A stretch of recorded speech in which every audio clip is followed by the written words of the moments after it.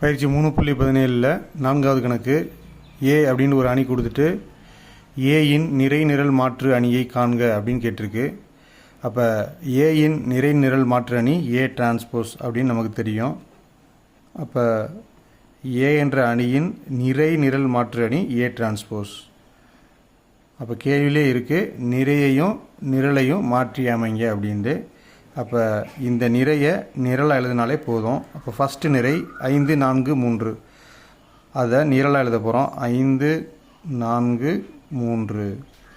அடுத்து இரண்டாவது நிறை 1 -7 9. 1 -7 9.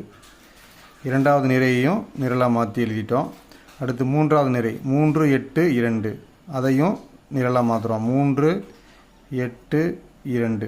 அதாவது இங்கே ஹரிசாண்டலாக இருந்ததை நம்ம வெர்டிக்கலாக மாற்றுறோம். படுக்கை வசமாக இருந்ததை குத்து வசமாக மாற்றி எழுதுகிறோம். அவ்வளோதான். இதுதான் ஏ டிரான்ஸ்போஸ் நிறை நிரல் மாற்று அணி.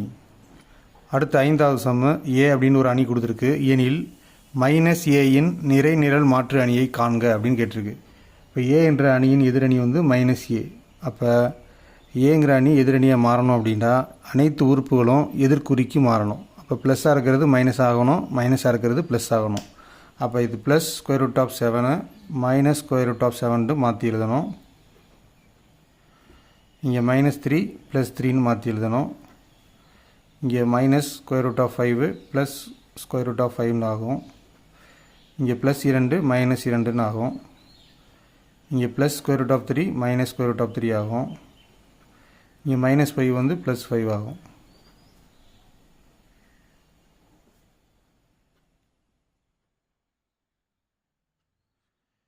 இப்போ இந்த -ஏ அப்படிங்கிற அணிக்கு தான் நிறை நிரல் மாற்று அணி கண்டுபிடிக்கணும்.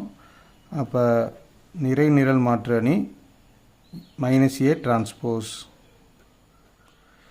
அப்போ இந்த நிறையை நிரலாக மாற்றி அமைக்கணும். அப்போ இது நிறை, இந்த சைடு இப்படி எழுதுனா நிரல். அப்போ -√7 3. இரண்டாவது நிறை வந்து √5 -2. √5 -2. மூன்றாவது நிறை வந்து -√3 5. அப்போ நிறையில் இருந்ததை நம்ம நிரலாக மாற்றி எழுதிட்டோம்.